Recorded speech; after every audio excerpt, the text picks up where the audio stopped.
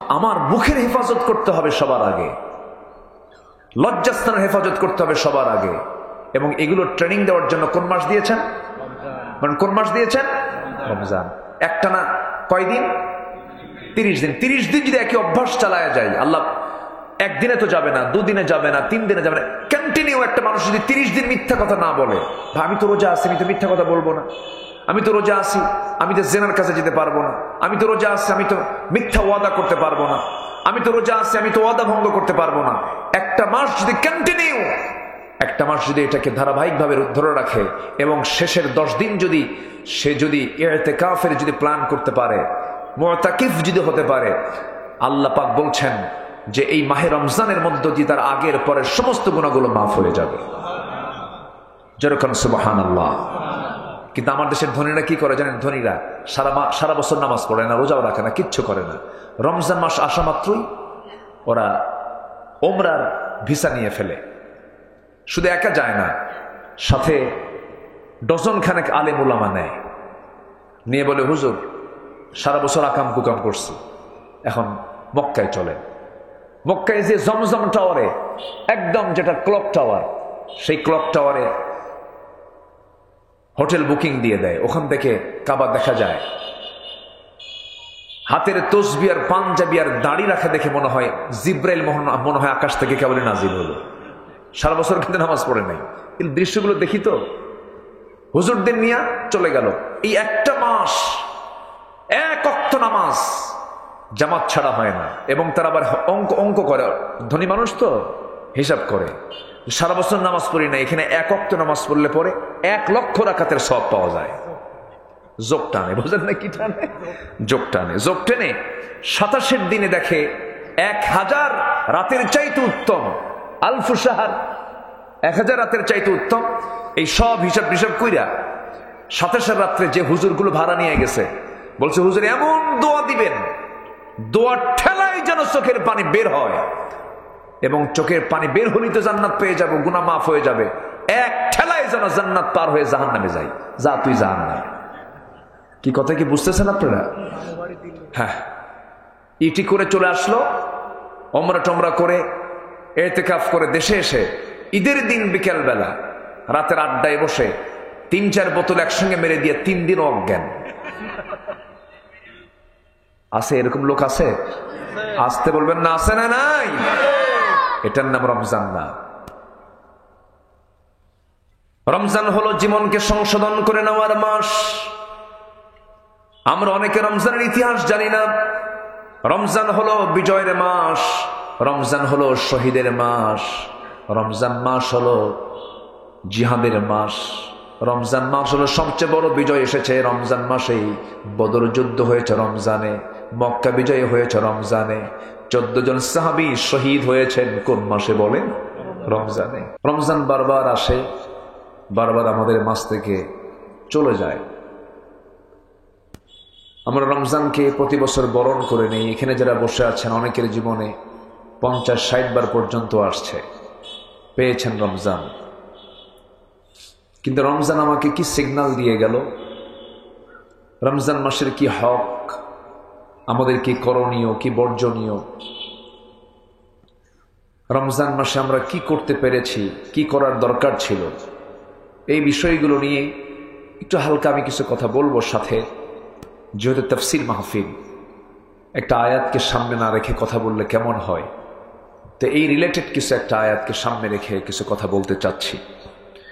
আল্লাহ যেন আমাকে সেই কথাগুলো বলার তৌফিক দান করেন, যে কথাগুলো মুসলিম উম্মার জন্য এই মুহূর্তে দারুণ প্রয়োজন। আল্লাহ কবুল করুন, জোরে বলি আল্লাহুম্মা আমিন। সম্মানিত ভাইয়েরা, الذي أرسله بالحق بشيرا ونذيرا وداعيا إلى الله بإذنه وسراجا منيرا فقد قال الله تعالى في كلامه المجيد وفرقانه الحميد أعوذ بالله من الشيطان الرجيم بسم الله الرحمن الرحيم إن الله وملائكته يصلون على النبي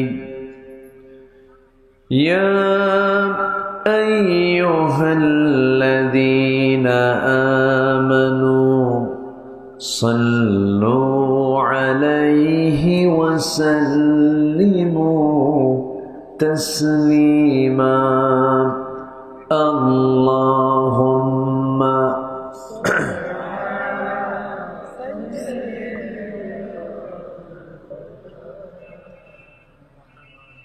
وعلى آل سيدنا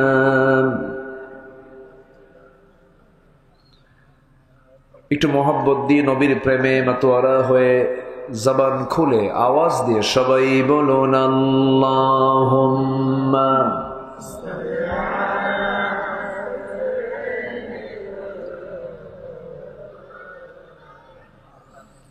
وعلى آل سيدنا সবাই বলুন বালাগাল উলা বিকামালিহি কাশাফাত তুজা বিজামালিহি حسنت جميع خصاله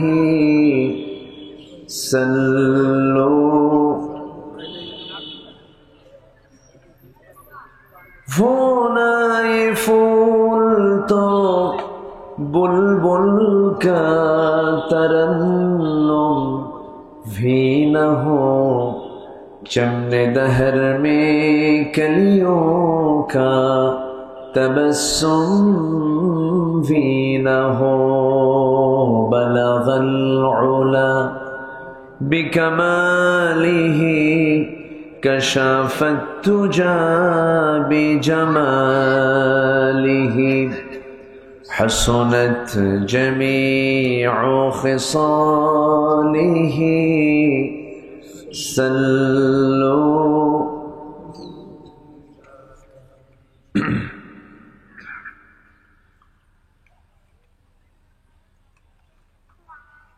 বৃহত্তর যশোর অঞ্চলের ঝিনাইদহ জেলার সদর উপজেলার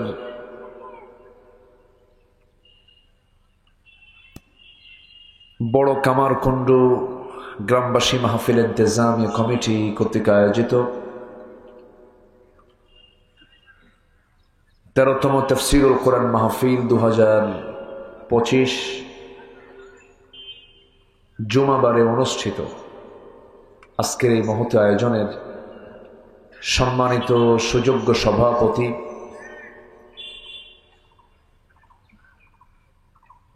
বড় কামারকুণ্ড দক্ষিণ পাড়া জামে মসজিদের সম্মানিত সভাপতি জনাব মাওলানা মুশাররফ হোসেন মুন্সি, আজকের মাহফিলের বরেণ্য অতিথি মাওলানা আব্দুল মমিন সাতক্ষীরা, উপস্থিত হাজারাত উলামায়ে কেরাম, ফদলায়ে ইজম, সুশীল সমাজ, জাতির শ্রেষ্ঠ সন্তান শিক্ষক মণ্ডলী, জাতির বিবেক সাংবাদিক বৃন্দ, সামনে উপস্থিত দূরে কাছের বিভিন্ন স্থান থেকে ছুটে আসা কালেমার ঝান্ডাবাহী, তৌহিদের পতাকাবাহী, দ্বীন ইসলামের নরসারদুল বীর মুজাহিদ, প্রাণ প্রিয় সম্মানিত দ্বীনী ভাইরা, আড়ালে বসে আছেন শ্রদ্ধেয়া সম্মানিতা মা বোনেরা, আলোচনার সূচনায় আনুষ্ঠানিকতার মধ্য দিয়ে আমার পক্ষ থেকে আবারও দিল খোলা সালাম আসসালামু আলাইকুম ওয়া রাহমাতুল্লাহি ওয়া বারাকাতুহু। সবাই কেমন আছেন? আমাকে প্রশ্ন করলেন, আল্লাহ তাআলা আমাকে আপনার সাথীতে বসে রেখেছেন, ভালো রেখেছেন, বলি আলহামদুলিল্লাহ। ভালো আছি, এটাই তো শ্রেষ্ঠ নিয়ামত। এমন একটি নিয়ামতকে সাথে নিয়ে সপ্তাহের শ্রেষ্ঠ দিন, বারের শ্রেষ্ঠ বার, জুমাবারের জুমার সালাত পরবর্তী এমন সুন্দর একটি কোরআনের সমাবেশে, কোরআনের বৈঠকে যিনি আমাকে আপনাকে বসার আসার সুযোগ করে দিলেন, শুকরিয়া আদায় করছি, মুহাব্বাতান বলে উঠছি আলহামদুলিল্লাহ। আবারও বলছি আলহামদুলিল্লাহ। চিৎকার মেরে বলছি আল্লাহুম্মা ইন্নী আসআলুকা আল হুদা ওয়াত তুকা ওয়াল আফাফা ওয়াল গিনা। সবাই বলি আল্লাহুম্মা আইন্নি আলা যিকরিকা ওয়া শুকরিকা ওয়া হুসনি ইবাদাতিকা। আমরা আল্লাহ তাআলার শুকর আদায় করে নিলাম। আমরা ঠিক সেই সময় একত্রিত হয়েছি মুসলমান, যে সময় গোটা পৃথিবীতে প্রায় 200 কোটি, প্রতি 4 জনে একজন মুসলমান, মোট জনসংখ্যার 800 কোটি মানুষের 200 কোটি মুসলমান, 56টি মুসলিম রাষ্ট্র, প্রাকৃতিক খনিজ সম্পদে সমৃদ্ধ ম্যাক্সিমাম মুসলিম অধ্যুষিত অঞ্চল, সব দিক থেকে মুসলমান, সম্পদে সংখ্যায় অনেক বেশি থাকার পরেও আজকে গোটা পৃথিবী জুড়ে মুসলমানদের যে সিচুয়েশন, যে অবস্থা, মুসলমানকে আরামে আছে না বিপদে আছে? আরামে না বিপদে? বিপদে। মুসলিম জনগোষ্ঠী আজকে চরম সংকটকাল পার করছে। আমরাও কি ভালো আছি খুব একটা? বলুন তো, আমরা কি খুব একটা এখন ভালো আছি? খুব একটা এখনো কিন্তু ভালো নাই। এই যে ক্রাইসিস, এই যে সংকট লক্ষ্য করা যাচ্ছে, এই সংকটের যদি কোনো কারণ আমরা খুঁজে বের করতে যাই, প্রথম যে জবাবটা আসবে সেটা হলো আল্লাহ পাক আমাদেরকে চলার জন্য যে বিধানটা দিয়েছেন, এই মহাবিশ্বের চিরবিশ্বে কোরআনে কারীম যে দিয়েছেন, এই কোরআন থেকে মূলত মুসলিম জাতিগোষ্ঠী আজকে কাছে না দূরে? বলেন তো, আসতে বলবেন না, কাছে না দূরে? দূরে চলে গেছে। এটাই হলো মূল কারণ। সামনের এই কজন ভাই,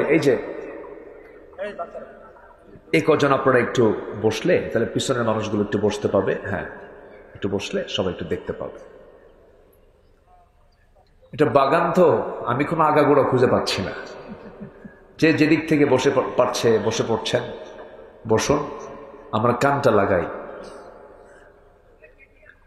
তো মূল কারণ হচ্ছে, আমরা যদি খতিয়ে দেখতে যাই, অশান্তি, বিপর্যয় যা আমরা দেখতে পাচ্ছি, এগুলোর মূল কারণ হচ্ছে আল্লাহ আমাকে চলার জন্য যে পদ্ধতি দিয়েছেন, যে সিস্টেম দিয়েছেন, যে কানুন দিয়েছেন, যে বিধান দিয়েছেন, সেই বিধান আল কোরআন আল মজিদ থেকে মুসলিম জাতি আজকে কাছে না দূরে? শুধু দূরে না, অনেক দূরে? অনেক দূরে। তার প্রমাণ আমি বলি আপনাকে। এখানে আমরা যারা বসে আছি, মন খারাপ করা যাবে না কিন্তু। যদি বলি, বুকে হাত রেখে সবাইকে বলতে পারবেন আমি কোরআনটাকে সহি করে পড়তে পারি? সবাইকে বলতে পারবেন? পারবেন। এবং কতটুকু পারবেন, কয়জন পারবেন, এটা কিন্তু ওই যে ভাত সিদ্ধ হয়েছে কিনা এটা চেক করার জন্য কয়টা ভাত চিপতে হয়? একটা। তো গোটা জাতির যে সিচুয়েশন, এই সিচুয়েশনে বলে দেয় যে আমাদের কি দশা। গোটা হোল ওয়ার্ল্ড একই অবস্থা।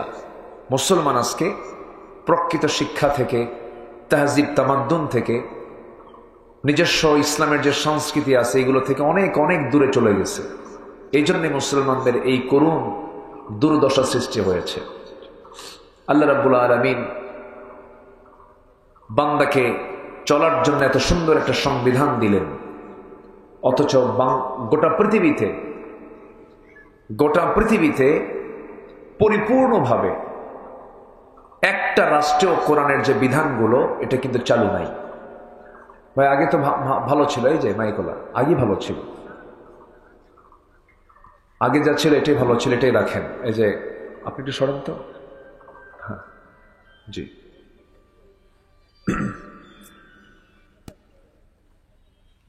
সম্মানিত ভাইয়েরা, আল্লাহ রাব্বুল আলামিন এই পৃথিবীতে মানুষ পাঠানোর আগে সিদ্ধান্ত দিয়েছেন যে আমি একা এমনি পাঠাবো না। প্রথম মানুষ যে এসেছেন আদম আলাইহিস সালাতু ওয়াস সালাম, তিনি কি খালি হাতে এসেছিলেন? না, আল্লাহ পাক তার হাতে আসমানি কিতাব দিয়েছিলেন। সমস্ত নবীর সাথে আসমানি কিতাবের সম্পর্ক ছিল। তো যে বান্দার সাথে আসমানি কিতাবের সম্পর্ক থাকবে তার ভাগ্য চমকাবে।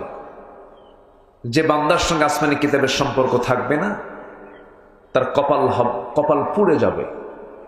এটাই হচ্ছে সবচেয়ে বড় বাস্তবতা। আল্লাহ রাব্বুল আলামিন বলেন, ইন্নামাল মুমিনুনা আল্লাযীনা ইযা যুকিরাল্লাহু ওয়াজিলাত কুলুবুহুম ওয়া ইযা তুলিয়াত আলাইহিম আয়াতুহু যাদাতুহুম ঈমানান ওয়া আলা রাব্বিহিম ইয়াতাওয়াক্কালুন। জোরে বলুন আল্লাহু আকবার। মুমিনটা কারা? ঈমানদার কারা? আল্লাহ রাব্বুল আলামিন বলেন, আমার নামের জিকির যখন করা হয় তখন তার দিলটা আমার ভয়ে কাঁপতে থাকে, এবং তার সামনে যখন কোরআন তেলাওয়াত করা হয়, কোরআন শোনার সঙ্গে সঙ্গে ঈমান যদি দুর্বল থাকে, কোরআন শোনার সঙ্গে সঙ্গে তার ঈমানটা শত গুণে বৃদ্ধি পেয়ে যায়। ওয়া আলা রাব্বিহিম ইয়াতাওয়াক্কালুন, এবং ওই সমস্ত বান্দাগুলো জীবনের সকল জায়গায় আমার উপরে ভরসা করে, আমি আল্লাহ তাআলা আমার উপরে তারা তাওয়াক্কুল করে। ওয়া ইয়াতাওয়াক্কাল আলাল্লাহ ফাহুয়া হাসবুহ, যার ভরসা আল্লাহর উপরে থাকে এটাই তার জন্য যথেষ্ট। যেরকম সুবহানাল্লাহ, ফাহুয়া হাসবুহ। সম্মানিত ভাইয়েরা, আজকে মুসলিম বিশ্ব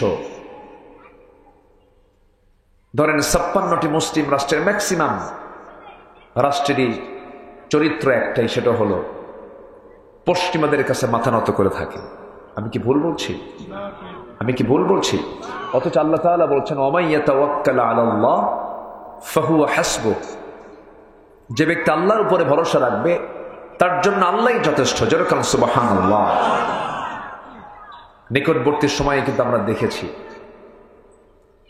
এত বড় একটা অপশক্তি চেপে বসেছিল আমাদের মাথার উপরে, এত বড় এটি জগদ্দল পাথর, যা বলতো তাই করত। চূড়ান্তভাবে তারা সিদ্ধান্ত নিয়েছিল, কিন্তু তাদের সকল পরিকল্পনাকে মুহূর্তের মধ্যে বুমেরাং করে দিয়েছেন তিনি আমার কে? আসতে বলবেন না, তিনি আমার কে? আল্লাহ তাআলা। আমার আল্লাহর কোনো কিছু করতে সময় লাগে না। আল্লাহ রাব্বুল আলামিন বলেন, ইন্নামা আমরুহু ইযা আরাদা শাইআন আন ইয়াকুলা লাহু কুন ফায়াকুন। আমার আল্লাহ যখন কোনো কাজের সিদ্ধান্ত নেন শুধু বলেন কোন হয়ে যাও, সঙ্গে সঙ্গে তা বাস্তবায়িত হয়ে যায়। জোরে বলি সুবহানাল্লাহ। কি ছিল, কি হয়ে গেল, ওরা স্বপ্নেও ভাবে নাই যে এই একটা সিচুয়েশন তৈরি হবে। পালানোর জন্য ভাঙ্গে হেলিকপ্টারে চড়ে আমাকে যেতে হবে, ব্যাগটাও গোছানোর সময় হবে না, দুপুরে ভাতটাও খাওয়া হবে না, এমন চিন্তা কি তারা করেছিল কখনো? কখনো করেনি। সম্মানিত ভাইয়েরা, এজন্য ভরসা কার উপরে করতে হবে বলেন তো? ভরসা কার করতে হবে? রাশা আমাকে বাঁচাবে না, আমেরিকা আমাকে বাঁচাবে না, দিল্লি আমাকে বাঁচাবে না। আমাকে বাঁচাবেন হলো সূর্যের মালিক, আকাশের মালিক, জমিনের মালিক, বাতাসের মালিক, অক্সিজেনের মালিক। আল্লাহু আকবার বলেন। কে বাঁচাবেন? আল্লাহ পাক আমাকে বাঁচাবেন। সম্মানিত ভাইয়েরা, রমজান সামনে আসতেছে, আমরা রোজা রাখবো না ইনশাআল্লাহ? বিড়িও খাবো, রোজা রাখবো, সুদের কারবারও করব, রোজা রাখবো, রমজানের শেষ দশকে বউকে মার্কেটে পাঠায় দেব। কদর তালাশ করো। কি তালাশ করো? কদর তালাশ করতে যাও। কি কদরটা কোন দশকে থাকে বলেন তো? শেষ দশকে। শেষ দশকে মার্কেটিং কম হয় না বেশি হয়? সে মার্কেটিং কি সন্ধ্যার আগে না সন্ধ্যার পরে? পরে। সন্ধ্যার পরে যাও, কদর তালাশ করে আস। এটাই তো চলছে আমাদের। এই ট্র্যাডিশনালি আমরা রোজা রাখতেছি। আবার ইফতার মাহফিলের প্রধান অতিথি, ইফতার মাহফিল এর প্রধান অতিথি হচ্ছে শ্রী রামানচন্দ্র দাস। আছে তো? আছে, দলের নেতা, উনি হিন্দু মানুষ। এখন ইফতার মাহফিলে উনি হচ্ছেন চিফ গেস্ট। তাহলে একটা ইফতার মাহফিলে একটা মুসলমান দাওয়াত দিচ্ছে শ্রী রামানচন্দ্র দাসকে। আমরা কোথায় নিয়ে গেছি? আমরা কোথায় চলে গেছি? আমরা বলেন, একজন মুসলমানের লিডার যদি হিন্দু হয়, হিন্দু ভাই যারা আছেন তারা আবার মনক্ষুণ্ণ হবেন না। আমাদের মাহফিলে অনেক ভাইরা আসেন, আমি তাদেরকে কটাক্ষ করছি না, আমি তাদেরকে সম্মান রেখেই কথা বলছি। হিন্দু ভাইয়ের জায়গায় থাকবেন, তাদের ধর্ম তারা পালন করবেন, কিন্তু একজন নামাজি ইমানদার মুসলমানের লিডার কখনো মুশরিক হতে পারে না। আসতে বলবেন না, জোরে বলুন ঠিক কিনা? কখনো হতে পারে না। মাইকম্যান কোথায়? মাইকম্যান কোথায়? দূরে থাকেন কেন? চোঁচো করে, যে চোঁচো করে, এই দুটা, এটাতে আমার একটু আওয়াজ বাড়ায় দেন। আপনি সরেন না, এটা দেখেন, দেখেন এটার আওয়াজটা একটু বাড়ায় দেন। এখানে বাড়ান, এখানে। অন্য কোনো আওয়াজ আমাকে দিয়েন না, শুধু এই দুটার আওয়াজ আমাকে দেন। সম্মানিত ভাইয়েরা, যে ক্যামেরাম্যান, মাইকম্যানের এরা যদি না থাকে মাইকের জায়গায়, তাহলে তো প্রবলেম। থাকতে হবে না? ধমক টমক দিয়েন না। এই লোকের রাগও কিন্তু কম না। এতগুলো মানুষকে ধমকটা দিল কেমনে দেখছেন? খুব সাহসী, কিন্তু খুব সাহসী যুবক, হাসেও না তো দেখি। জি, আমার দিকে তাকান। তাহলে আমরা কি বিড়ি খেয়ে রোজা রাখবো? আসতে কয়, বিড়ি খাওয়া রোজা আমরা রাখবো? সেহরি ঠিকই খায়, সারাদিন রোজাও রাখে, সন্ধ্যার সময় ইফতারও করে। বুড়ো চাচা করে কি বুড়িকে না বলি? হজ করছে তো বুড়া মানুষ, বুড়িকে না বলি বলে আমি একটু আসি। ত্রিমুখী চৌমোহনীর বাজারে গিয়ে এদিক সেদিক তাকায়, আমার কেউ দেখে কিনা। দোকানের এক কোনায় ভিতরে যায়, বলে একটা বিড়ি দাও তো, সারাদিন খাই নাই। আছে না নাই বলেন তো?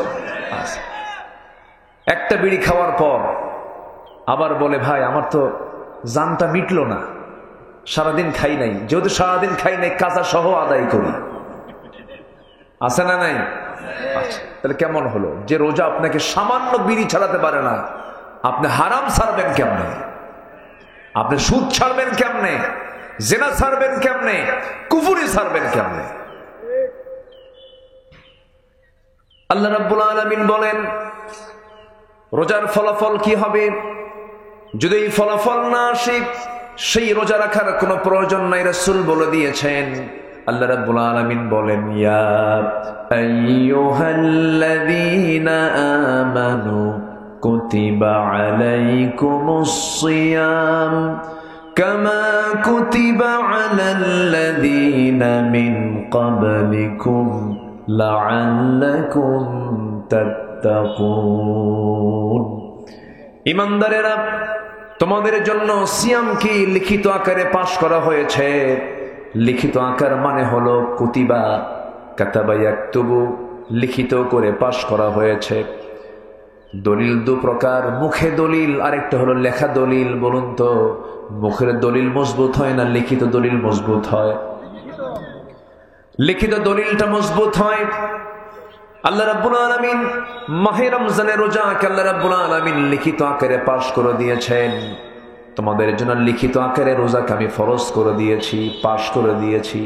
শুধু তোমার উপরে এটা ফরজ নয়, আগের যারা মানুষ ছিল তাদের উপরে আমি আল্লাহ রাব্বুল আলামিন এটাকে ফরজ করেছিলাম।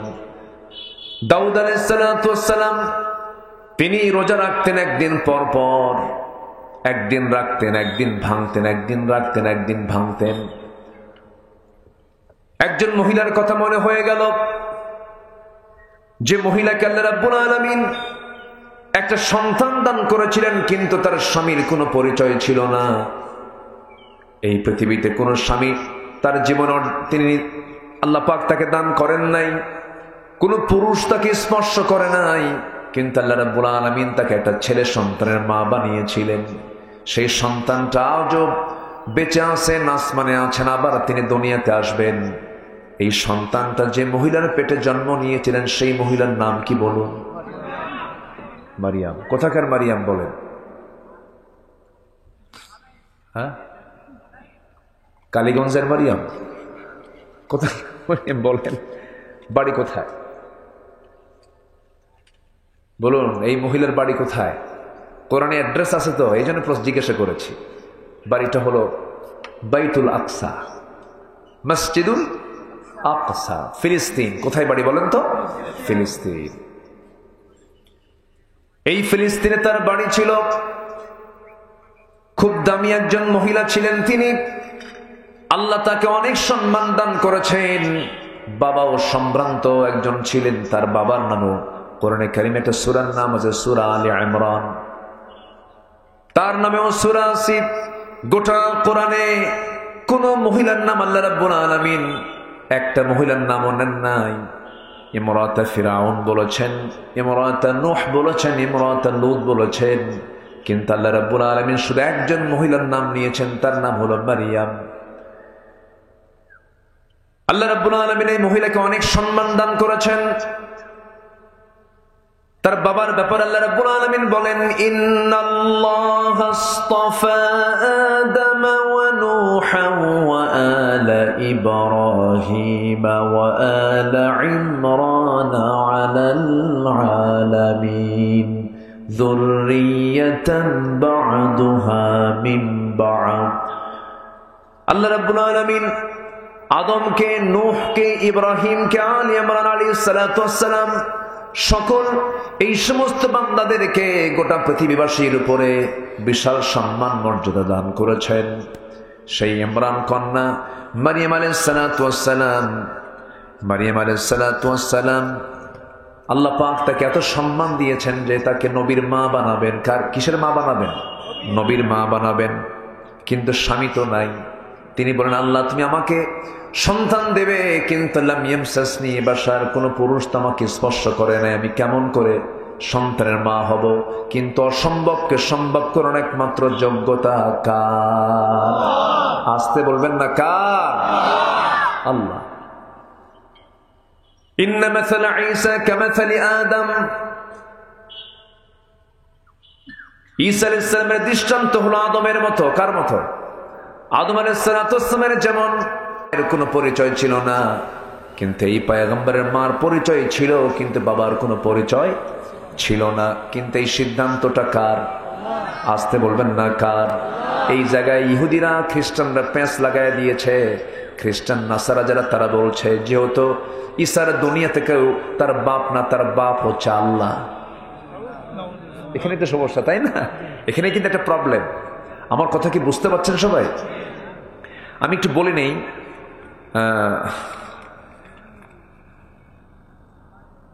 আমরা নামাজটা হয়তো আজান দেবে আর 10 মিনিটের মধ্যে হয়তো আজান দিয়ে ফেলবে। আজান দিলে কি দৌড় মারবো আমরা? আজকে দৌড় মারবো না, কিন্তু অন্য সময় দৌড় মারবো। কিন্তু এখন ওয়াজ হচ্ছে তো, কিন্তু আজান শুনলেই কি মারতে হয়? বলেন বলেন, কোথায়? মসজিদে দৌড় মারতে হয়, হাইয়া আলাস সালাত, দৌড় মারতে হবে। কিন্তু ইল্লা ব্যতীত আজকে আমরা এখানে নামাজ পড়বো, জোরে বলি ইনশাআল্লাহ। কেউ যাবেন না? আমরা সময় মতো শেষ করে দেব। হয়তো নামাজটা বড় জোর যদি 15টা মিনিট 20টা মিনিট যদি দেরি হয়, কষ্ট হবে? আমি একটু আগে উঠতে চেয়েছিলাম, কিন্তু আমি যখন আসি তখন দেখি এখানে 8 থেকে 10 জন মানুষ হবে, নাই বললেই চলে। তো ভাবলাম যে আমি একটু বসি, সবাই আসুক, এরপর আমরা নিরিবিলি উঠব। তো এই যেহেতু একটু আসতেই দেরি হয়েছে, শেষ হতে যদি একটু দেরি হয়, এই ধৈর্য আমাদের থাকবে তো ইনশাআল্লাহ? জোরে বলি ইনশাআল্লাহ। আল্লাহ কবুল করুন, জোরে বলি আমিন। সম্মানিত ভাইয়েরা, মাইকম্যান এখানকার আওয়াজ কিন্তু আমি পাচ্ছি না, এই আওয়াজটা একটু বাড়ায় দেন, আমার কানের আওয়াজটা একটু বাড়ান। সম্মানিত ভাইয়েরা, মারিয়াম আলাইহিস সালাতু ওয়াস সালাম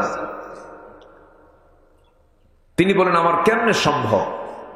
আল্লাহ তো, তুমি আমাকে সন্তান দিবা, কিন্তু পুরুষ তোমাকে স্পর্শ করোনি, কিন্তু অসম্ভবকে সম্ভব করার যোগ্যতা একমাত্র কার? আল্লাহ তাআলা। আমার বন্ধুগণ, আল্লাহ রাব্বুল আলামিন তাকে সন্তান দিয়ে দিলেন। অনেক লম্বা ব্যাখ্যা ছিল।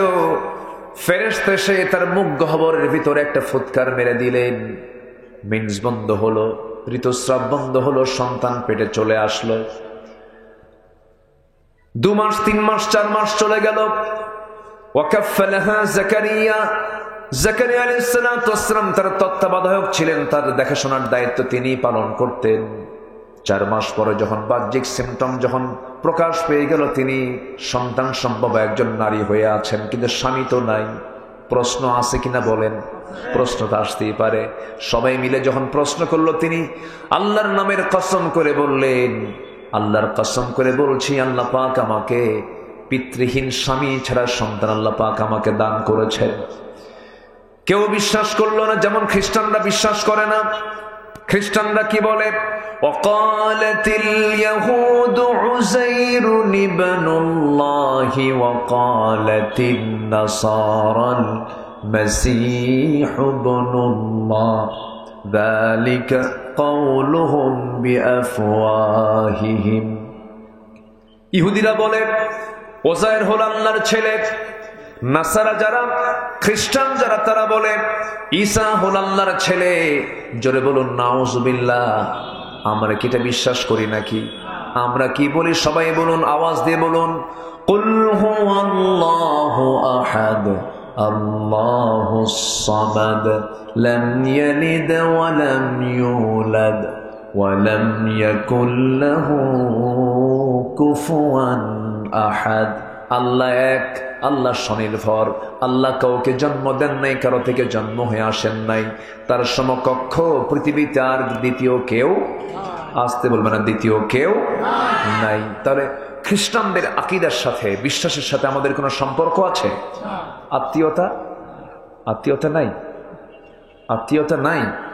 কে বলছে নাই? আত্মীয়তাও আছে। বিয়াই বাড়ি, বিয়াই বাড়ি। হ্যাঁ, ওরা বলে আমরা ইসলাম মানি, ওরা বলে আমরা ইসলাম মানি। ওয়ালা তানকিহুল মুশরিকাত হাত্তা ইউমিননা। কোন মুশরিকা নারীকে তোমরা বিয়ে করো না। কার হুকুম? আসতে বলবেন না, কার হুকুম? তাহলে আপনি যদি কোনো খ্রিস্টানকে বিয়ে করতে চান, তাহলে এই বিশ্বাস থেকে বের হয়ে আসতে হবে যে ঈসা আল্লাহর ছেলে নন। কি ঠিক কিনা বলেন? এই বিশ্বাস থেকে বের হয়ে আসতে হবে। এটা কি ছোটখাটো কোনো অপবাদ না অনেক বড় অপবাদ? বলেন তো কার বিরুদ্ধে? আসতে বলবেন না, কার বিরুদ্ধে? আল্লাহর বিরুদ্ধে। তাহলে এত বড় অপবাদ যারা দিচ্ছে, আপনি তাকে বিয়ে করলেন, সে যদি মুসলমান হয়ে আসে কোনো প্রবলেম নাই, নো প্রবলেম, ভালো। কিন্তু আপনার বউ খ্রিস্টান, আপনি মুসলমান, বউ খ্রিস্টান থাকবে, স্বামী মুসলমান থাকবে, কি হবে বলেন তো? বাচ্চা কি হবে? কি যেন কইলো আমার, আমি বুঝিনি। ও ক্রস, হ্যাঁ ক্রস। দেখবেন ঘোড়া আর গাধার মিলনে, ঘোড়া আর গাধা এগুলো কিন্তু দেখতে প্রায় সাইজ একই, তো এক ধরনের দেখা যায়, কিন্তু ঘোড়া আর গাধার মিলনে যে বাচ্চাটা হয় ওটার নাম হলো খচ্চর। কি নাম? কি নাম? খচ্চর। খচ্চরও কিন্তু একটা, এই গাধা ঘোড়ার খচ্চর একই, কিন্তু ওই গাধার ঘোড়ার যে মিলন হয়, এই মিলনে যে বাচ্চাটা হয় এটা হয় খচ্চর। বাংলার জমিনে কোন খচ্চরদের নেতৃত্বে বাংলার জমিনে বাস্তবায়ন হতে দেব না আমরা। রাজি আছেন কারা কারা? হাত উঁচু করে দেখান মুসলমান।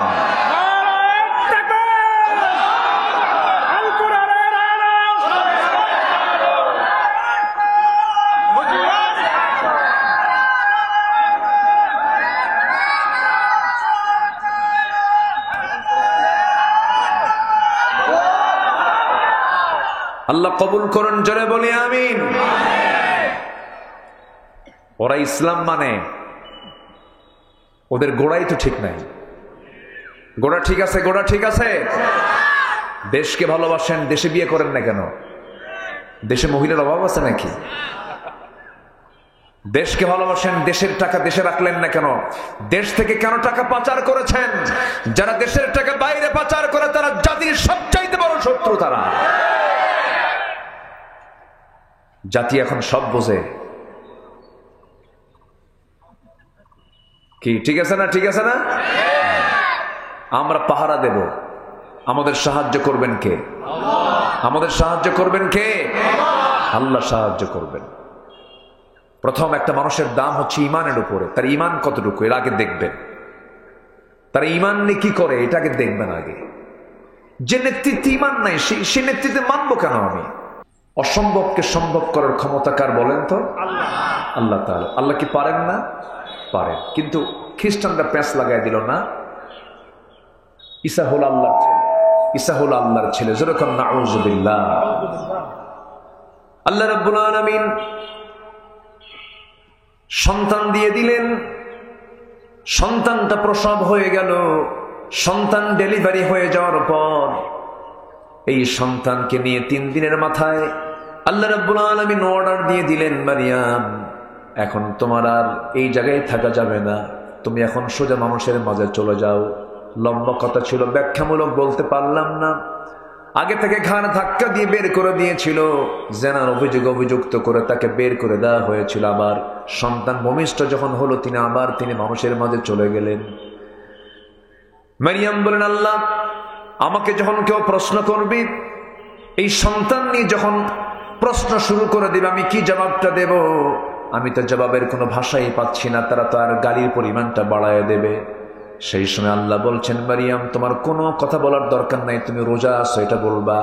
আল্লাহ তাকে শেখায় দিচ্ছেন, ক্বালাত ইন্নী নাযারতু লিররহমানি সাওমা।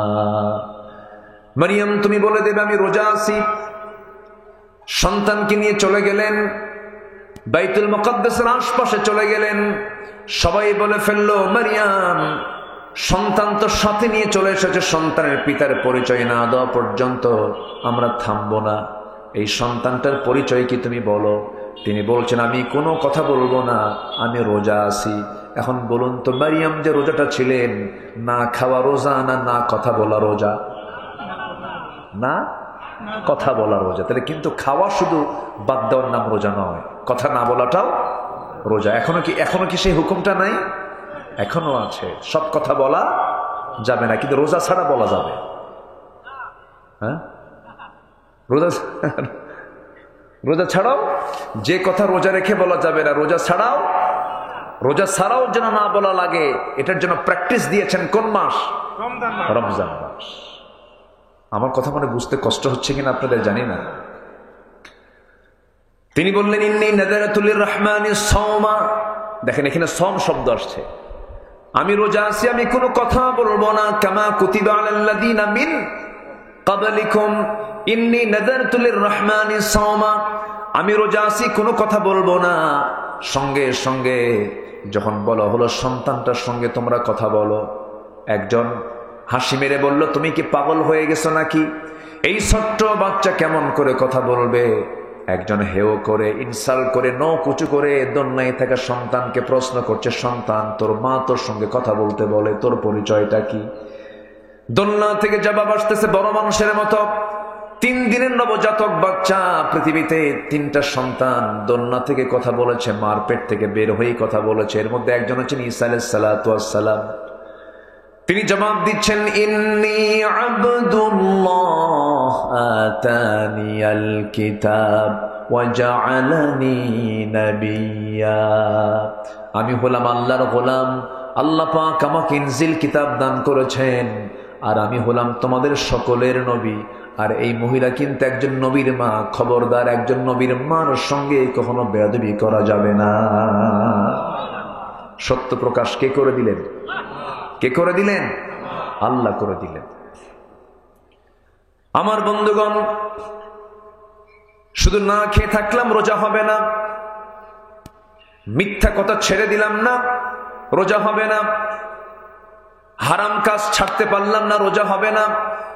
সোজা কথা রাসূল বলে দিয়েছেন, মাল্লাম ইয়াদা কাওলা যুর ওয়াল আমাল বিহি ফালাইসা লিল্লাহি হাজাতুন ফি আন ইয়াদা তুআমাহু ওয়া শারাবাহু আও কামা ক্বালা আলাইহিস সালাতু ওয়াস সালাম। রাসূল বলেছেন, যে ব্যক্তি রোজা রেখে বাজে কথা বাজে কাজ ছাড়তে পারলো না, সে ব্যক্তি রোজা রাখার কোনো প্রয়োজন নাই, শুধু না খেয়ে থাকলো, তৃষ্ণার্ত হলো, কিন্তু আল্লাহর দরবারে তার কোনো পুরস্কার নাই। নাউযুবিল্লাহ। বাজে কথা ইমানদার কখনো মুখ থেকে বের করতে পারে না। ইমানদারের বেসিক্যালি 7টা গুণ থাকা দরকার। কয়টা গুণ থাকা দরকার? 7টা গুণ। আল্লাহ পাক একটা প্যাকেজ দিয়েছেন, আলোচনা সুন্দর করে বলেছেন, এটা সবার জানা থাকা দরকার। প্রত্যেকটা ইমানদারের 7টা গুণ থাকা দরকার। একটু কানটা সজাগ করে শুনবেন। নাম্বার 1, নামাজটাকে সুন্দর করে আদায় করা।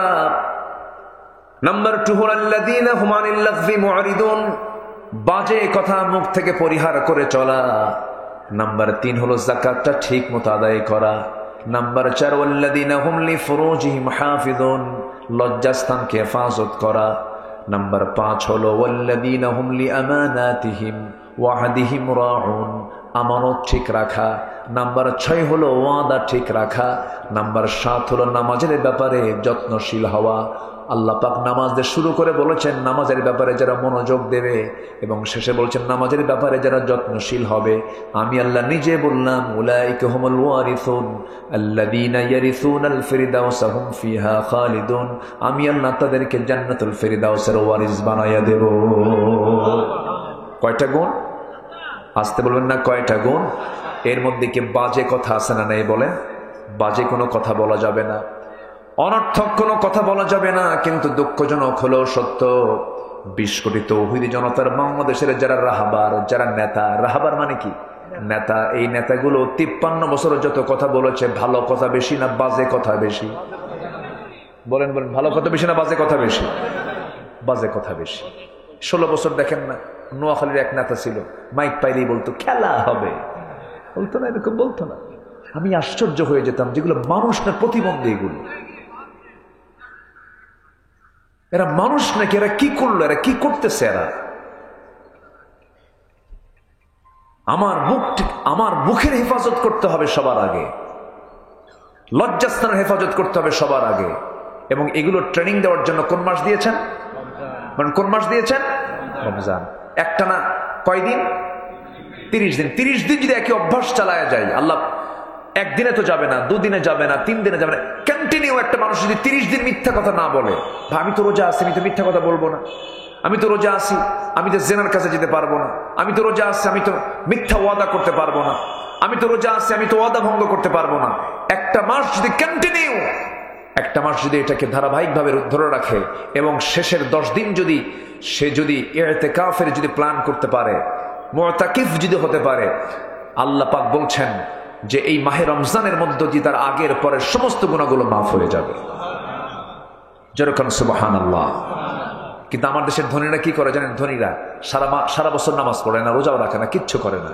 রমজান মাস আসা মাত্রই ওরা ওমরার ভিসা নিয়ে ফেলে। শুধু একা যায় না, সাথে ডজন খানেক আলেম উলামা নেয়, নিয়ে বলে হুজুর সারা বছর আকাম কুকাম করছি, এখন মক্কায় চলেন। মক্কায় যে জমজম টাওয়ারে, একদম যেটা ক্লক টাওয়ার, সেই ক্লক টাওয়ারে হোটেল বুকিং দিয়ে দেয়, ওখান থেকে কাবা দেখা যায়। হাতের তসবি আর পাঞ্জাবি আর দাড়ি রাখা দেখে মনে হয় জিব্রাইল মনে হয় আকাশ থেকে কেবল নাজিল হলো। সারা বছর কিন্তু নামাজ পড়ে নাই, এই দৃশ্যগুলো দেখি তো। হুজুরদের নিয়ে চলে গেল, এই একটা মাস এক ওয়াক্ত নামাজ জামাত ছাড়া হয় না। এবং তারা আবার অঙ্ক করে, ধনী মানুষ তো হিসাব করে, সারা বছর নামাজ পড়ি না, এখানে এক ওয়াক্ত নামাজ পড়লে পরে 1 লক্ষ রাকাতের সওয়াব পাওয়া যায়। যোগ টানে, বুঝলেন না কি টানে? যোগ টানে, যোগ টেনে 27 দিনে দেখে 1000 রাতের চাইতে উত্তম, আলফু শাহর, 1000 রাতের চাইতে উত্তম।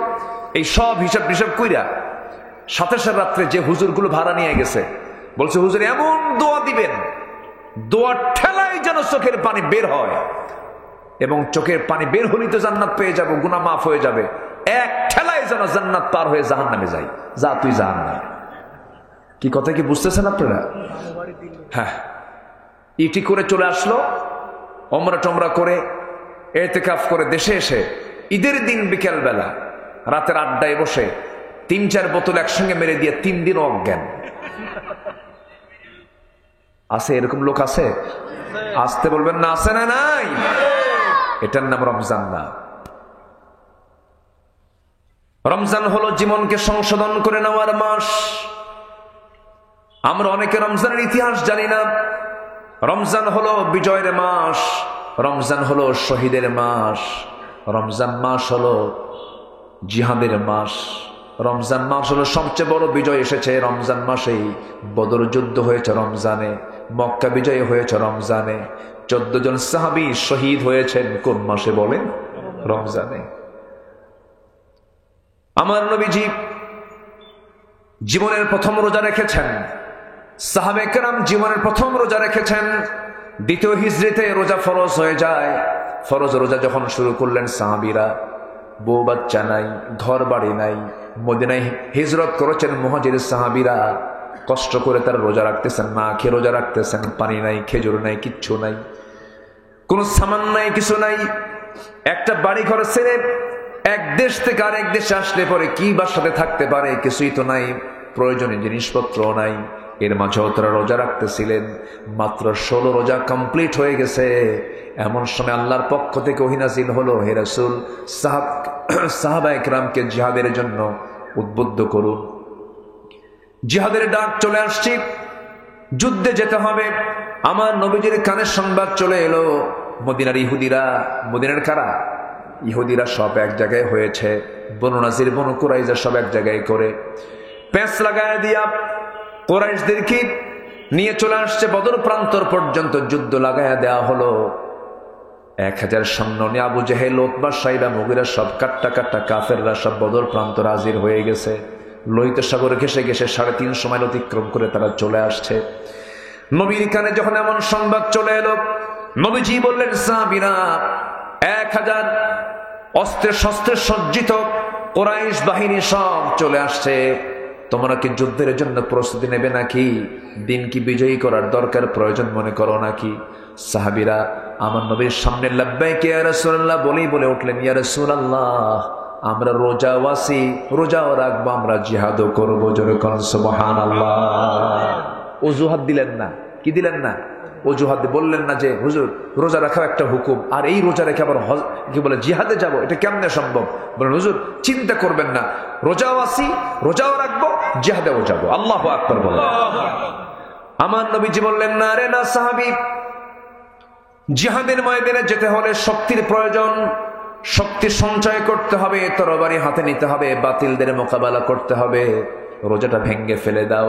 সাহাবীরা কেউ রোজা ভাঙ্গে না। আমার নবীজি হাতে আগে পানি নিলেন সবার সামনে। যখন তিনি দিনের বেলা যখন রোজা ভাঙলেন, সাহাবীরা কি আর রোজা রাখতে পারেন নাকি?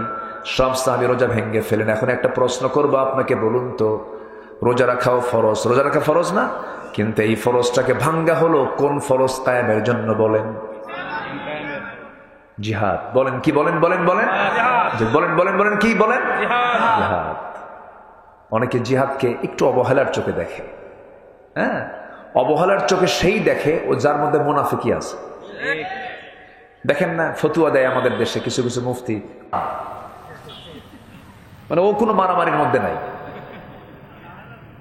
এই যে বাচ্চারা, আমার ছাত্ররা, আমাদের সন্তানরা যে আন্দোলনটা করলো, শুধু কি হরতাল হয়েছে না, এর বড় কিছু হয়েছে? কত হ্যাঁ, এত কিছু করলো ওরা, কি দেখায় দিল জাতিকে ওরা, আমাদের চক্ষু শীতল করেছে ওরা, বুলেটটা বুকে ধারণ করেছে। এত ত্যাগ, এত কোরবানি, অবশ্যই এটার জন্য পুরস্কার আমার আল্লাহর আদালতে যদি ঈমান থাকে, আছে না নাই বলেন তো? আসতে বলবেন না, আছে না নাই?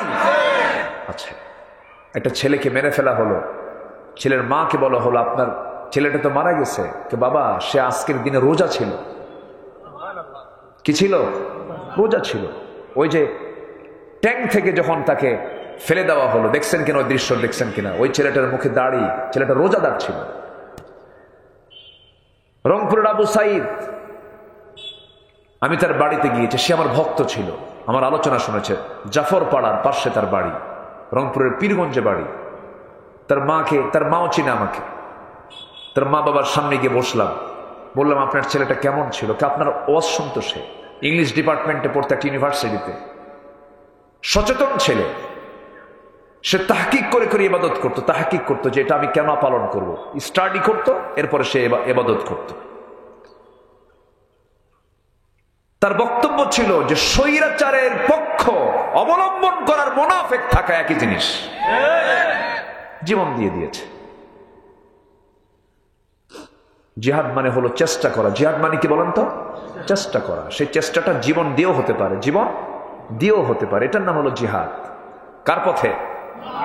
আসতে বলবেন না, কার পথে? যারা রাস্তায় নামে তারা কি সবাই মরে? সবাইকে মরে, কিন্তু জিহাদের দাম পাবে না? জিহাদের মর্যাদা পাবে না? পাবে। শহীদের মর্যাদা পাবে কিনা বলেন? তাও পাবে, যদি তার মধ্যে তামান্না থাকে।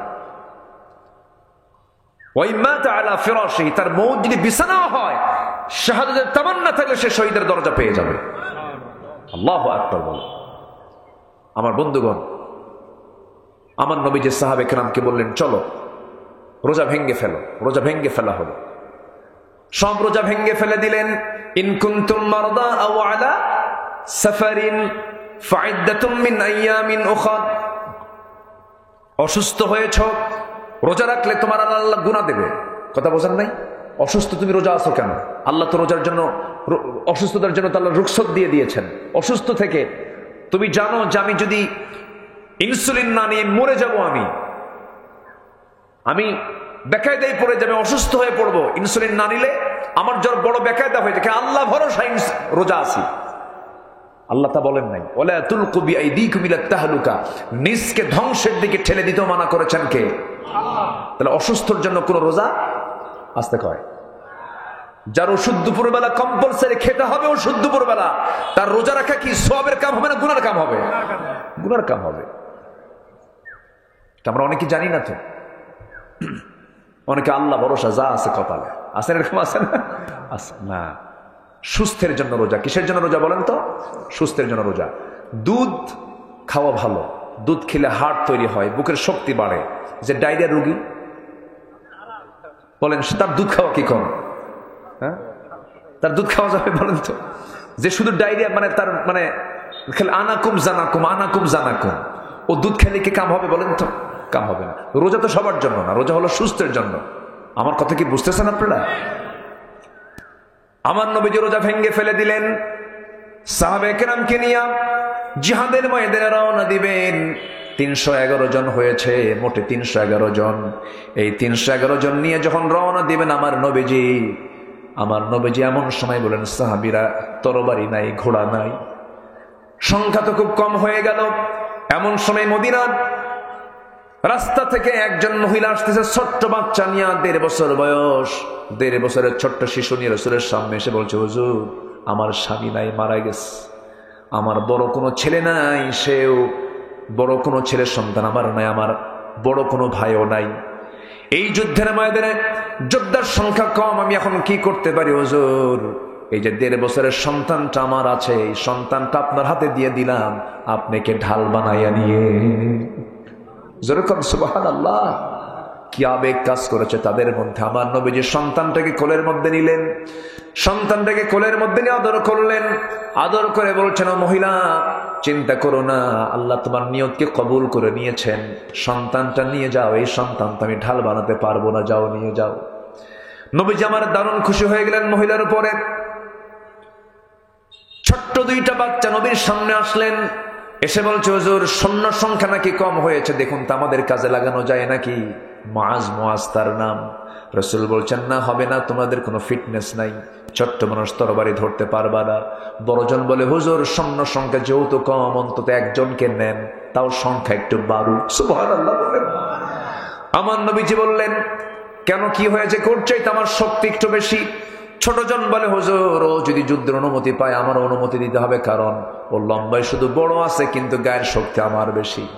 আমার নবীজি খুব খুশি হলেন, দুজনকে পারমিশন দিয়ে দিলেন, দুজন যুদ্ধে যাবে। রাসূল বলেন, তোমরা যুদ্ধে কেন যাচ্ছ? সঙ্গে সঙ্গে বলতেছে, যুদ্ধে যাচ্ছি কারো বিরুদ্ধে লড়াই করার জন্য নয়। কার বিরুদ্ধে? আবু জেহেলের বিরুদ্ধে। যেরকম সুবহানাল্লাহ। কোন মাসের ঘটনা বলেন? কোন মাসের ঘটনা? কোন মাসের ঘটনা বলেন? এগুলো সব কোন মাসে হয়েছে? রমজান। ডিসেম্বরকে আমরা বিজয়ের মাস মনে করি, মার্চ মাসকে আমরা স্বাধীনতার মাস বলি। এই দেশের স্বাধীনতা, এই দেশের বিজয় ডিসেম্বর নট মার্চ, ঠিক আছে, ভালো কথা, কিন্তু ইসলামের যে বিজয় হয়েছে সেই বিজয়ের মাসের নাম কি বলুন? জোরে বলেন, কি বিজয়ের মাসের নাম কি? রমজান। আল্লাহ রাব্বুল আলামিন রাসূলকে অর্ডার দিলেন, যুদ্ধে চলে গেলেন। এই ছোট্ট দুইটা বাচ্চাও চলে গেছে যুদ্ধের ময়দানে, যুদ্ধ লেগে গেছে। এমন সময় যুদ্ধ লাগবে ভাব। বদর প্রান্তরে আল্লাহ পাক আমাকে বহুবার নিয়েছেন, আমি গিয়েছি। শুহাদায়ে বদর, শুহাদায়ে উহুদ আল্লাহ পাক আমাকে একাধিকবার দেখিয়ে দিয়েছেন। শুহাদায়ে উহুদের পাশেই বড় বড় বালুর পাহাড়, শুধু বালু দিয়ে পাহাড়। সেই পাহাড়ের পাদদেশে সাহাবীরা দাঁড়িয়ে দাঁড়িয়ে আছেন, হাঁটু পর্যন্ত পা গেড়ে গেছে। সাহাবীরা বলছেন, হুজুর একে তো পেটে কোনো খাবার নাই, শরীরটা দুর্বল, রোজা রেখে রেখে শরীরটা দুর্বল হয়ে গেছে, আমরা হাঁটতে পারছি না, বালুর মধ্যে পা ঢুকে যাচ্ছে, আপনি একটু দোয়া করুন। আমার নবীজি হাত উঁচু করে আকাশের দিকে তাকালেন, দোয়া করলেন। আকাশে খণ্ড মেঘ জমা হয়ে গেল, বৃষ্টি নাজিল হলো। বৃষ্টি নাজিল হলে পরে বালুর জায়গাটা নরম হয় না, শক্ত হয়, শক্ত হয়ে গেল। আল্লাহর সাহায্য চলে আসলো। ওয়ালাকাদ নাসারাকুমুল্লাহু বিবাদরিন ওয়া আনতুম আযিল্লাহ। আল্লাহর সাহায্য চলে আসলো, যুদ্ধ শুরু হয়ে যাবে। এমন সময় প্রথম কাতারে কাতারে কাতারে সাহাবীরা দাঁড়ায় গেছেন। প্রথম কাতারে ওই ছোট্ট দুইটা বাচ্চা, আফরার দুটা ছেলে মুআজ এবং মুআজ সামনের কাতারে দাঁড়ায় গেছে। দাঁড়ায় এক সাহাবীকে ডাক দিয়ে বলে, ও ইবনে মাসউদ চাচা, আবু জেহেল কই? সাহাবী বলে, আবু জেহেলকে কি করবা?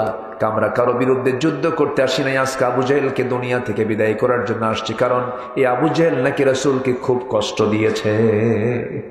নবীর প্রেম দেখছেন? যেরকম সুবহানাল্লাহ। দেখা দিলেন সেই সাহাবী ওই যে ঘোড়ার পিঠে বসে আছে দূরে, চতুর্দিকে তাকে সৈন্যবাহিনী পাহারা দিচ্ছে, কুরাইশ থেকে পাহারা দিচ্ছে। বলতে দেরি হয়েছে, যেতে দেরি হয় নাই। সিরাত গ্রন্থে এসেছে, দৌড় মেরে চলে গেছে। আবু জেহেলের দুই পাশে দুজন দাঁড়ায় গেছে, কেউ টের পায় না, কারণ ছোট মানুষ তো, ছোট মানুষের দিকে কিন্তু খেয়াল থাকে না। ছোট্ট বাচ্চা দুইজন ছোট্ট তরবারি নিয়ে পজিশন নিয়ে দাঁড়ায় গেছে। ঘোড়ার পিঠে দুই পাশে দুই পা ছেড়ে দিয়ে আবু জেহেল স্বাধীনভাবে বসে আছে। ছোট্ট দুইটা বাচ্চা একসঙ্গে আল্লাহু আকবার বলে দুই পায়ে আঘাত করেছে। সজোরে যখন আঘাত করেছে, ইতিহাস বলে ওই যে আবু জেহেল উঠে ঘোড়ার পিঠ থেকে ধরাশয়ী হয়ে জমিনে পড়ে গেছে। মৃত্যু পর্যন্ত কোমর সোজা করে আবু জেহেল আর কখনো দাঁড়াতে পারে নাই। যেরকম আল্লাহু আকবার। কিন্তু এইদিকে ফলাফল কি হলো? বড় ভাইকে ধরে ফেলেছে কাফেররা। পিছন থেকে এসে তার ডান হাতে মেরে দিয়েছে তরবারি। এক আঘাতে হাতটা নেমে পড়ে গেছে, চামড়ার সঙ্গে জ্বলতেছে।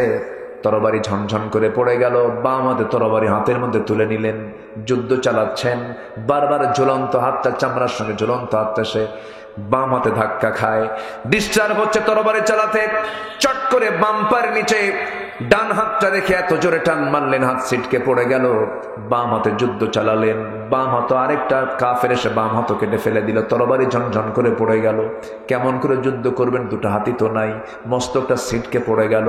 গোটা পৃথিবীর রোজাদারকে জানিয়ে দিলেন, ও রোজাদার দুনিয়ার মুসলমান, রমজান মাসে রোজা ভেঙ্গে দিন কায়েমের জন্য হাসি মুখে আল্লাহর পথে এমন করে জীবনটা দিয়ে দিতে হয়।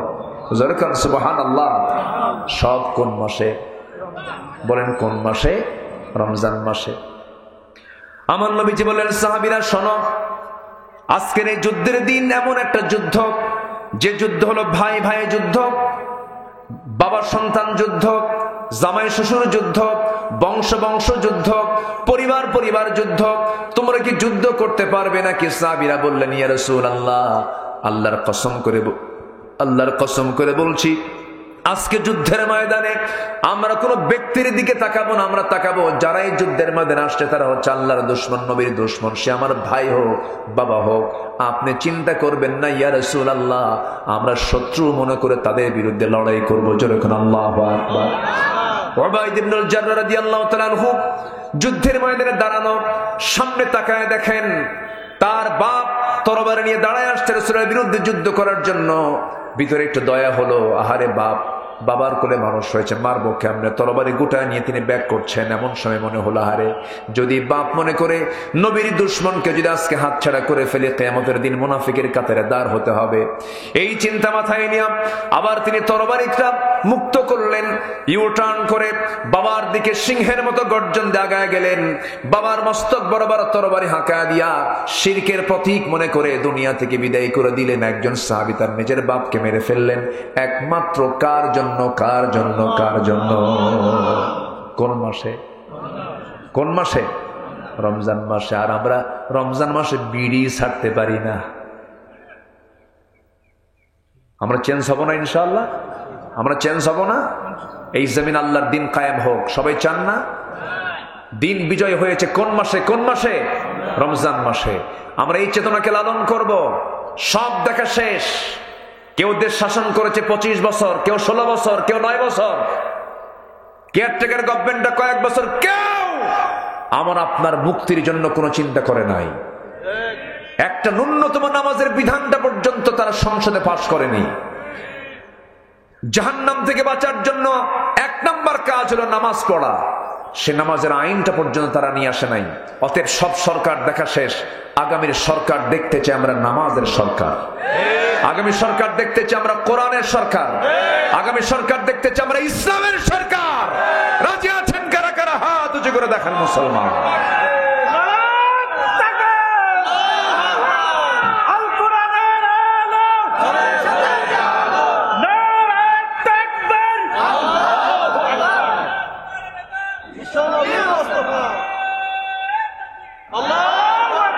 আল্লাহ কবুল করুন, জোরে বলে আমিন। সম্মানিত ভাইয়েরা, আজান হয়েছে আরো 20 মিনিট আগে। আমি আর কথাকে বাড়াতে পারবো না, কারণ নামাজ আজকে না পড়লেও চলবে নাকি? বলেন তো, এখন ওয়াজ আগে না নামাজ আগে? নামাজটা আগে।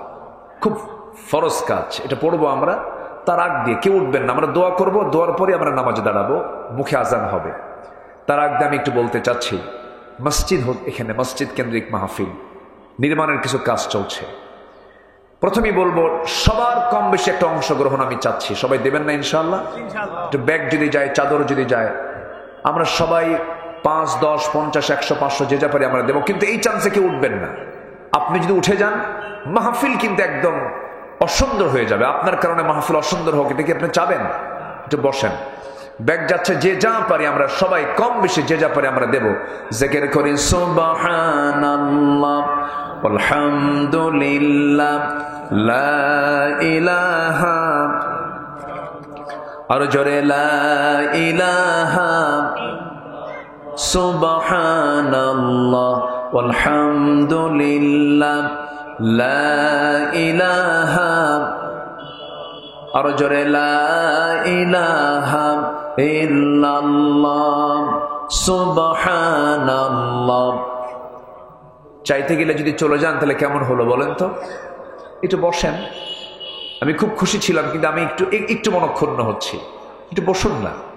একসঙ্গে দোয়া করে যাব আমরা, কত সুন্দর হবে। যদি এরকম করতেন তাহলে আমি তো চাইতামই না। একটু বসেন না, সবাই দেবেন। শাবান মাস রমজানের সঙ্গে লাগোয়া মাস। এই যে কোরআন দেখতে পাচ্ছেন, কোরআনের সাথে যদি একটা কাপড় থাকে, সেই কাপড়ের দাম কমে না বাড়ে? বেড়ে যায়। শাবান মাস কিন্তু অনেক দামি মাস। এই মাসেও দান করেছেন সবচেয়ে বেশি মুহাম্মদ সাল্লাল্লাহু আলাইহি ওয়াসাল্লাম। সবাই আমরা দেব ইনশাআল্লাহ। জিকির করি লা ইলাহা, আরো জোরে লা ইলাহা ইল্লাল্লাহ, লা ইলাহা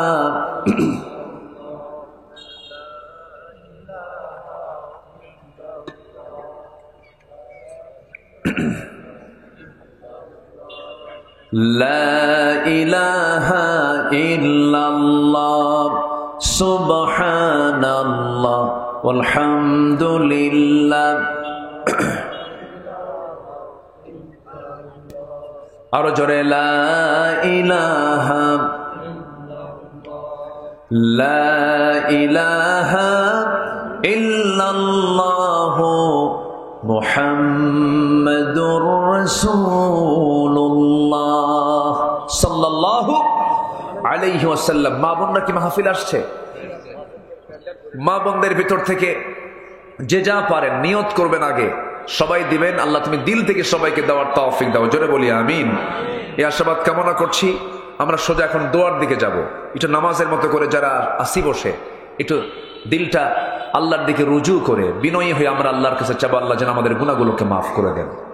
যে আল্লাহ তুমি সবার দানকে তুমি আল্লাহ কবুল করো, জোরে বলি আল্লাহুম্মা আমিন। মাহফিল কমিটির সকল আয়োজনকে তুমি আল্লাহ মেহেরবানি করে দয়া করে কবুল আর মঞ্জুর করো না, জোরে বলি আল্লাহুম্মা আমিন।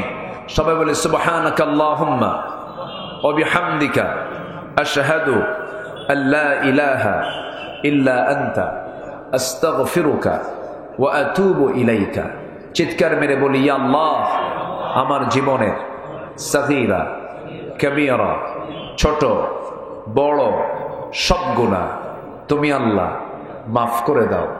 জোরে বলুন ইয়া রাব্বাল আলামিন। আসুন আমরা দোয়া করি। নামাজ পড়বো না ইনশাআল্লাহ? সাথে জি, আপনি দোয়া করে দেন, আপনারা কেউ দোয়া করেন। আল্লাহুম্মা আমিন। রব্বানা যালামনা আনফুসানা ওয়া ইন লাম তাগফির লানা ওয়া তারহামনা লানাকুনান্না মিনাল খাসিরিন। মিষ্টি বিকেল গধূলি বেলা জুমার দিনে মিষ্টি বিকেলে তোমার কালাম থেকে কিছু কথা বলেছি, সে শান্তে সে কাঙ্গাল ভিখারির মতো দুটো হাত পেতেছি। আল্লাহ গুনার দিকে নজর দিও না, বান্দা মনে করে তামাম জিন্দেগির গুনাহগুলোকে মাফ করে দাও। জনম দুঃখিনী মা, জনম দুঃখী বাপজান যারা দুনিয়া থেকে বিদায় নিয়েছেন, জিন্দেগির গুনাহগুলো মাফ করে দাও, কবরগুলোকে জান্নাতের বাগিচা বানায়া দাও। রব্বিরহামহুমা কামা রব্বায়ানি সগীরা, রব্বিরহামহুমা কামা রব্বায়ানি সগীরা। আয় আল্লাহ তাআলা, এমন ভাই আমার সঙ্গে হাত তুলতে পারেন যিনি নিজের হাতে নিজের মাকে দাফন করেছেন, নিজের বাবার লাশ নিজের পিঠে বহন করে কবর পর্যন্ত নিয়ে চলে গেছেন। গোটা পৃথিবীর সব খবর জানা যায়, আমার মা বাবার কবরের খবর কি কোনো সন্তান পৃথিবীর কেউ জানতে পারে না রে। ও আল্লাহ, তোমার দরবারে ফরিয়াদ করি, কবরগুলোকে জান্নাতের বাগিচা বানায়া দাও। দুনিয়া থেকে কোন দিন বিদায় নেব জানি না, ডান হাতে আমলনামা না আসা পর্যন্ত মরণ দিও না। এই গ্রামের প্রত্যেকটা ঘরকে ইসলামের দুর্গ বানায়া দাও। ঘরে ঘরে নামাজি বানাও, পরিষ্কার বানাও। পর্দাশীলা মা হিসেবে তুমি আল্লাহ এই গ্রামের সকল মাদেরকে কবুল আর মঞ্জুর করে নাও। দুনিয়া থেকে বিদায় নেব কোন দিন জানি না, যেদিন টান পড়বে রে আমাকে যখন ডাক এসে যাবে, টান মেরে ঘর থেকে বের করে দেবে, জান কবজ হয়ে যাবে। 24 ঘন্টা যাবে না, মাথার চুলগুলো খসে খসে পড়বে। কবরে রেখে চলে আসবি, 3 দিন যাবে না, চামড়াগুলো গলে গলে পোকার পেটের খাবার হয়ে যাবে। মাত্র 7টা দিন পেটের নারী ভরে সব চোখ মুখ কান নাক দা বের হওয়া শুরু হয়ে যাবে। কিম্ভূত কিমাকার চেহারা হয়ে যাবে রে, কে আমাকে আর চিনতে পারবে না। মাত্র 3টা মাস কবর যদি খনন করে দেখা হয়, কয়েকটা হাড় ছাড়া কিচ্ছু খুঁজে পাওয়া যাবে না রে। এই তো দুনিয়ার নিয়ম রে আল্লাহ। তোমার দরবারে ফরিয়াদ করে তোমার পছন্দের বান্দা না হওয়া পর্যন্ত মরণ দিও না।